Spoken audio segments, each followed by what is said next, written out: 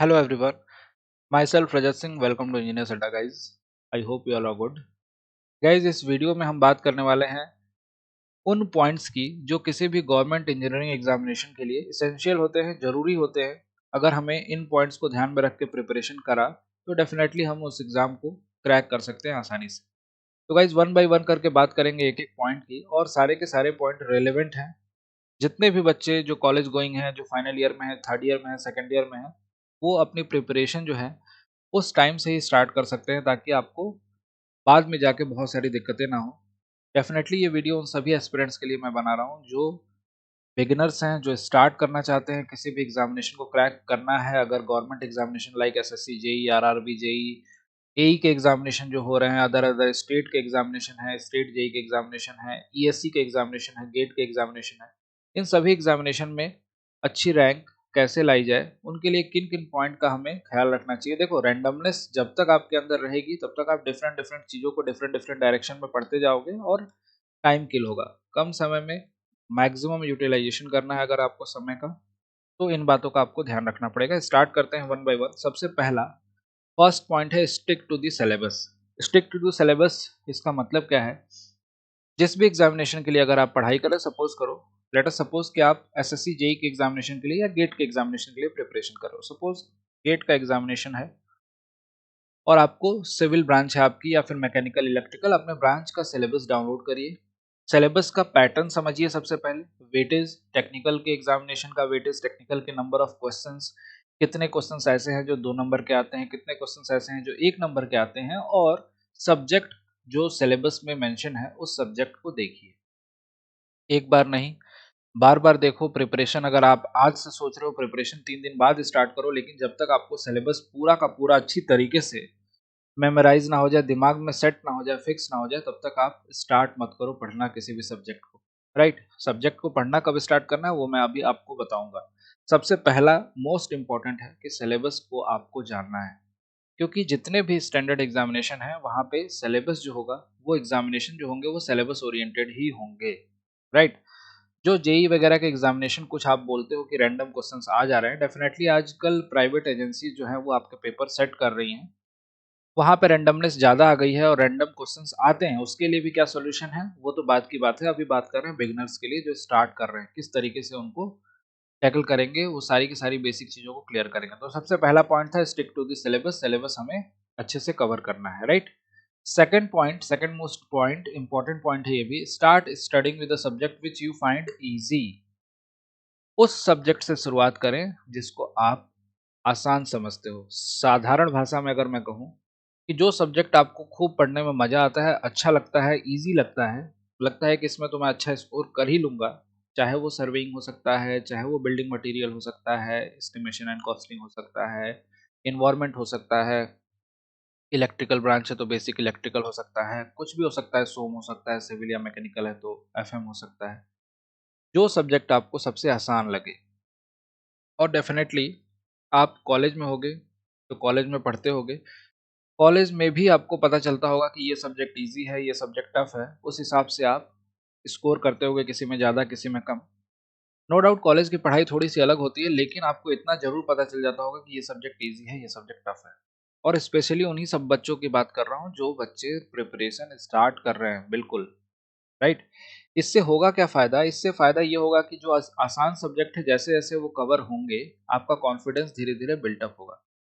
अब confidence build हो गया, एक सब्जेक्ट कंप्लीट किया, उसके बाद दूसरा सब्जेक्ट आप पढ़ने लगे, तीसरा सब्जेक्ट, तो आपका बर्डन भी धीरे-धीरे कम होगा। राइट? तो स्टार्ट हमेशा करना है कैसे? ईज़ी सब्जेक्ट से, आसान सब्जेक्ट से। इसके बाद धीरे-धीरे, धीरे-धीरे सब्जेक्ट को वन बाय वन आपको कंप्लीट करते जाना है। जैसे सब्जेक्ट कंप्लीट करते जाओगे, आपका कॉन्फिडेंस बूस्ट होता जाएगा और एक टाइम आएगा कि आपने सारे सब्जेक्ट का लगभग ओवरव्यू ले लिया है, आपने कंप्लीट कर लिया। कैसे करना है, जिसको खुद से नहीं कर पा रहे हैं, पढ़ना है, कैसे पढ़ना है, वो तो मैं आपको लास्ट में बताऊँगा ही बताऊँगा। लेकिन अभी बेसिक पहले इन बातों को समझिए, पॉइंट्स को। थर्ड पॉइंट जो आता है, जैसे सब्जेक्ट आपके कंप्लीट हो गए, तो after completing the subject solve previous year paper. Previous paper जिस भी एग्जामिनेशन, चाहे गेट का एग्जामिनेशन हो, इंजीनियरिंग सर्विसेज का हो, या फिर एसएससी जेई का हो, कोई सा भी हो, आरआरबी के हो एग्जामिनेशन, रेलवे के हो, जो भी एग्जामिनेशन आपको देने हैं उनके प्रीवियस ईयर जो टारगेट है आपका उसके प्रीवियस ईयर के क्वेश्चंस आपको सॉल्व करने हैं। और कितने करने हैं? जितने कर सकते हो आप उतने। एटलीस्ट कम से कम 6 से 7 साल के प्रीवियस ईयर के पेपर तो आपको लगाने ही चाहिए 100%। 6 टू 7 इयर्स के पेपर तो आपको लगाने ही चाहिए। और ऐसा नहीं कि 6 टू 7 इयर्स बोल रहे हो सर, तो इसका मतलब हम लगा लें 6 टू 7 इयर्स की 1990 से लेके 1997 तक के पेपर।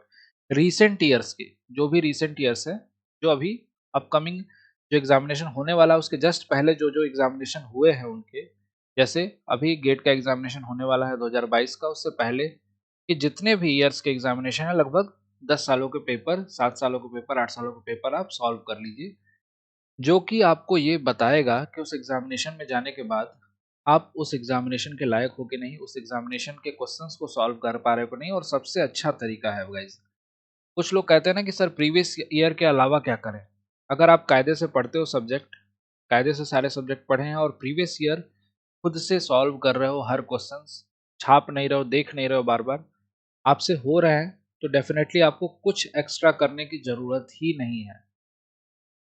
कुछ एक्स्ट्रा करने की जरूरत नहीं है, इसी के बिहाफ पे आप सेलेक्ट हो जाओगे केवल इतना करके, राइट। तो these 3 points are essential points. ये तीनों पॉइंट बहुत ही इंपॉर्टेंट थे। इनके मदद से आप, कोई भी बिगनर, कोई भी नया स्टूडेंट है जो प्रिपरेशन जर्नी में आना चाहता है, वो स्टार्ट कर सकता है और डेफिनेटली किसी भी एग्जामिनेशन को क्रैक कर सकता है। बहुत सारे बच्चों ने केवल और केवल प्रीवियस ईयर क्वेश्चंस को सॉल्व करके जेई के एग्जामिनेशन के लिए यूथ कंपटीशन वगैरह की बुक के उसमें दिए रहते हैं, बहुत डिफरेंट डिफरेंट एग्जामिनेशन के प्रीवियस ईयर, और बहुत सारी बुक्स हैं अवेलेबल है मार्केट में, उन सबको यूज करके उन्होंने क्रैक किया है। राइट, तो ये आपकी प्रॉपर स्ट्रेटजी, प्रॉपर प्लानिंग होनी चाहिए। अगर आप रैंडमली कभी ईएससी के लिए पढ़ते हो, कभी जेई के लिए पढ़ते हो, कभी इस एग्जामिनेशन के लिए, कभी गेट के लिए, तो रैंडमनेस अगर ज़्यादा रहेगी तो टाइम किल होगा, एग्जामिनेशन क्लियर नहीं होगा। इस बात को आप कान खोल के समझिए, इस बात को ध्यान से दिमाग में बैठा लीजिए कि आपको एग्जामिनेशन क्रैक करना है तो एग्जाम ओरिएंटेड ही पढ़ना पड़ेगा। राइट। रही बात टेक्निकल नॉन टेक्निकल दोनों सब्जेक्ट को मैनेज करने के लिए, तो यहाँ पे बहुत सारे आपके पास ऑप्शंस हैं। ऑप्शंस लाइक आपके पास ऑनलाइन प्लेटफॉर्म्स हैं बहुत सारे, लाइक अड्डा 247, बहुत सारे अदर प्लेटफॉर्म्स भी हैं। कहीं से भी आप यूट्यूब पे चैनल पे आके पढ़ सकते हैं आप डेली, जो फ्री क्लासेस होती हैं, राइट। जैसे कि अगर बात करूं, कोई भी स्टूडेंट है जिसको केवल और केवल अभी स्टार्टिंग में देखना है कि किस टाइप के लेवल्स के क्वेश्चंस होते हैं, सब्जेक्ट पढ़ा है थोड़ा बहुत और देखना है कि किस टाइप के क्वेश्चंस होते हैं, वो हमारे चैनल पे आके क्लासेस कर सकते हैं यूट्यूब पे, इंजीनियर्स अड्डा पे, इसी प्लेटफॉर्म पे। इवनिंग में क्वेश्चंस कराते हैं हम लोग, मॉर्निंग में भी क्वेश्चंस कराते हैं, मॉर्निंग में सब्जेक्ट भी पढ़ाते हैं। अगर आपको सब्जेक्ट का अंडरस्टैंडिंग चाहिए तो मैं आपको 10 बजे से क्लासेस प्रोवाइड करा रहा हूँ, राहुल सर आपको 11 बजे से क्लासेस प्रोवाइड करा रहे हैं। उन क्लासेस को आप देखिए, वहाँ से आप समझने की कोशिश कीजिए, आपको डेफिनेटली वहाँ से चीज़ें समझ में आएंगी, बहुत अच्छी तरीके से समझ में आएंगी। और जो भी आपका ओपिनियन हो एग्जामिनेशन को लेके, एग्जामिनेशन के क्वेश्चंस उसके बाद अगर होने लग रहे हैं तो डेफिनेटली आप इतना समझ सकते हो कि वो एग्जाम आप क्रैक कर सकते हो, राइट। और उसके बाद अपनी प्रिपरेशन स्टार्ट कर सकते हैं। इंपॉर्टेंट बात क्या है यहाँ पे, उन क्लासेस के अलावा और क्या-क्या करना चाहिए? तो देखिए यहाँ पे मैंने कुछ पॉइंट्स मार्क करे हैं, जैसे कि रिसोर्सेज में अगर बात करूँ ऑनलाइन रिसोर्सेज में, तो एक तो सबसे बेस्ट रिसोर्स है यूट्यूब, जो आपको बिल्कुल फ्री मिलता है। सारे के सारे, बहुत सारे फैकल्टीज, बहुत सारे टीचर अलग-अलग प्लेटफॉर्म पे पढ़ा रहे हैं। आप कई सब्जेक्ट तो ऐसे भी क्लियर कर सकते हो कि यूट्यूब पे उन फ्री क्लासेस को देख-देख के, समझ के उन सब्जेक्ट को क्लियर कर सकते हैं, तो वहाँ से यूट्यूब से पढ़ लीजिए, राइट। अगर आपको ज़रूरत लगती है, यूट्यूब के अलावा अगर आपको ज़रूरत लगती है, तो आप पेड क्लासेस को ज्वाइन कर सकते हैं। पेड क्लासेस में सिस्टमैटिक वे में सारे के सारे सब्जेक्ट चलते हैं। वहाँ पे कम समय में ज़्यादा से ज़्यादा चीज़ें आपको बताई जाती हैं और रेगुलर क्लासेस होती हैं। ये एक फ़ायदा होता है पेड क्लासेस का। अदरवाइज़ आपको लगता है कि आप केवल यूट्यूब से पढ़ सकते हो, तो डेफ़िनेटली आप यूट्यूब से पढ़िए, केवल और केवल यूट्यूब से। Third, test series. जो बच्चा यूट्यूब से भी पढ़ रहा है, पेड क्लासेस भी कर रहा है, उसके बाद लास्ट में उसको क्या करना है, टेस्ट सीरीज देनी है। जब उसको लगे कि उसकी तैयारी पक्की हो रही है, 70 से 80% उसने प्रिपेयर कर लिया, तो वो टेस्ट देना स्टार्ट करे। सब्जेक्ट्स के इंडिविजुअल टेस्ट दे सकता है या फिर कंबाइंड दे सकता है। कंबाइंड टेस्ट भी अवेलेबल होते हैं सभी प्लेटफॉर्म पे, हर जगह आपको मिल जाएंगे, राइट। बुक्स की बात करूं, तो बुक्स आपके पास स्टैंडर्ड बुक्स जो कॉलेज में आपके लगती हैं, बीटेक कॉलेजेस में, वो सारी की सारी स्टैंडर्ड बुक्स आपके पास होंगी। उन स्टैंडर्ड बुक से ही पढ़ना है। सब्जेक्ट, किसी भी सब्जेक्ट की बात करूं, हर सब्जेक्ट के लिए स्टैंडर्ड बुक्स अवेलेबल हैं।